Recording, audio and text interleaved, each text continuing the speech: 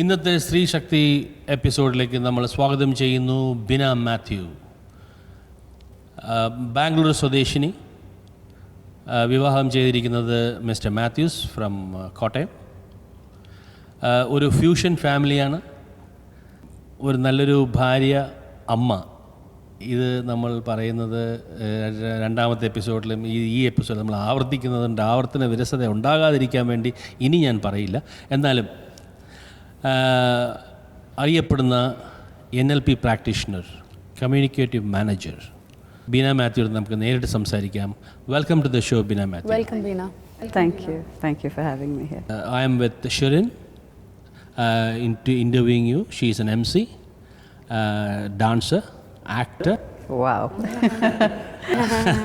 And beauty pageant, and me, film director, actor, producer.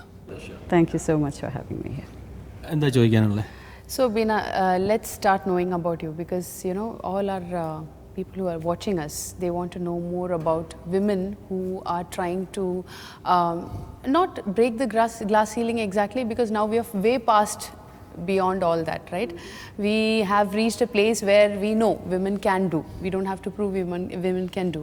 So now how did you get into everything, like, you know, NLP practicing and all that? Just Okay, so I'll just start with the beginning, sure. which is the story of my life journey. I was born to two feminists, so way ahead of their time. So I have been raised to believe that there is no difference between a man and a woman, and we have different strengths which complement each other. Feminist means, is it that you have to go against men or with men? Not at all. I have an issue with, because that's a militant feminist, and I don't believe militant before anything adds any value. So in fact, militant is the source of much of the world's problems these days. Yes. Feminist just says, see women for who they are, instead of putting them into a box with your preconceived notions. That's it. In fact, so as a result of this, I always grew up, I have two younger brothers, and I never felt any different from them. Like, my dad taught me to ride his Vespa scooter when I was 12 years old. And people thought he was nuts. But he said, when my son is that age, I will teach him. So she wants to learn, why not? And I learned to ride a motorbike at 13. In fact, riding bikes is how I met my husband, because we have a shared love of motorbikes. So I've been a tomboy all my life. And when Bangalore University started the Women's Studies degree, I was in the first batch. Yeah, and I was the president of the Women's Studies Association as well. So I feel very strongly about this perception that feminist is someone who believes there's no place for men, or that women need to prove they're better. Because at the end of the day, we're created equal, we're created complete. yes. No, without men and a woman, a family cannot be built up, a community cannot build up, a world cannot be built up. Exactly. So it's a complementing each other.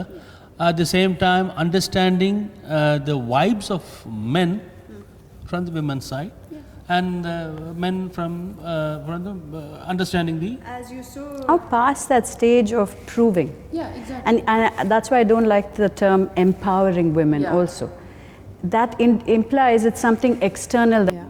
Because, you know, there is this instance where I was watching Kangna Ranaut say in an interview that you don't need to empower a woman. You just go to a normal woman, snatch her child from her, and you see that woman is going to scratch the hell out of you. So you don't need to empower her. She knows she can do it. So woman empowerment is actually not required.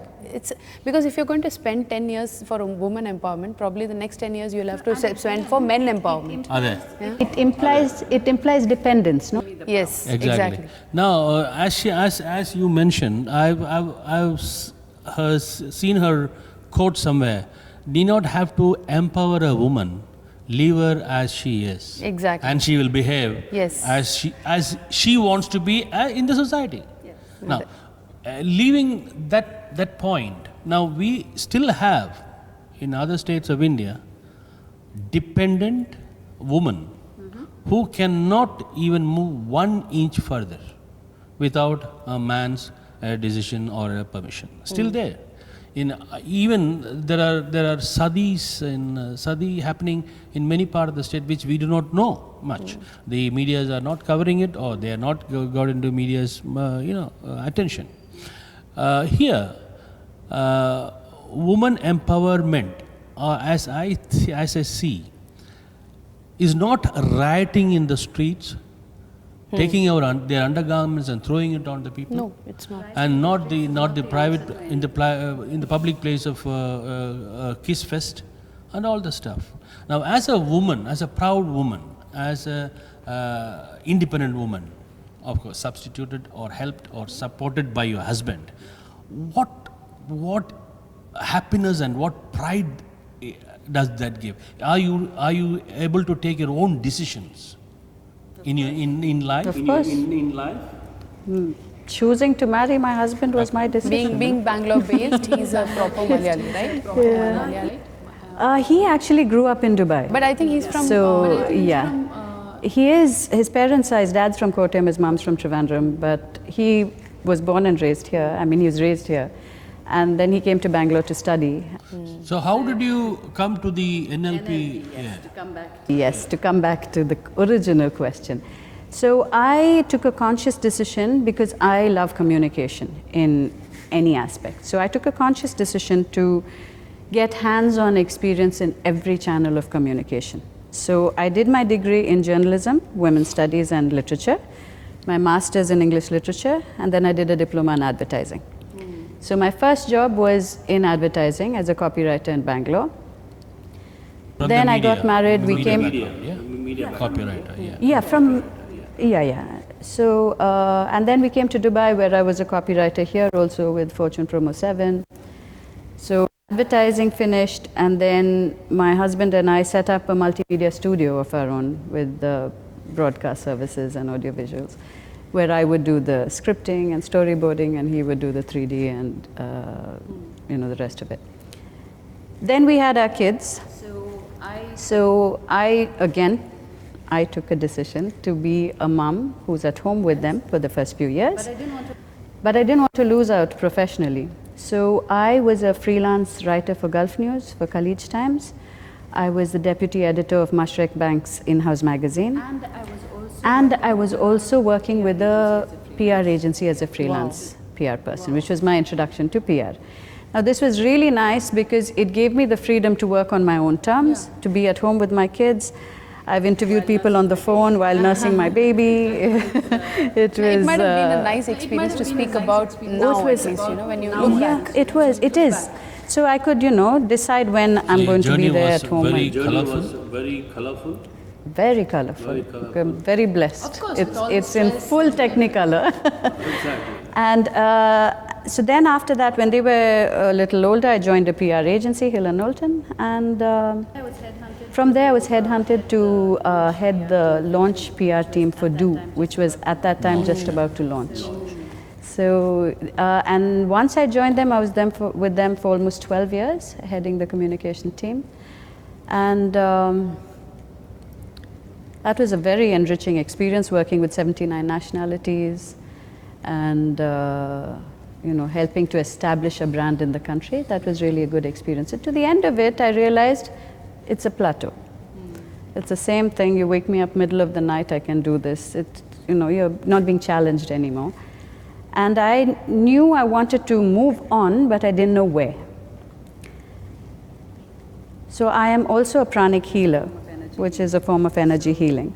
So I'm quite strong on the spiritual aspect of things. So I knew there is a purpose for my life.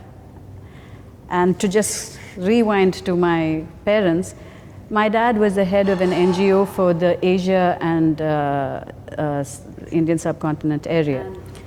And my mom used to work with him. So, we have had slum children coming to the house. We would teach the street children to read and write. So it's a part of, that was an integral part of growing up, is to give back really and nice, to be your part value. Of social service kind Exactly. That was our life. We'll come to more of informations about BINA MATHEW.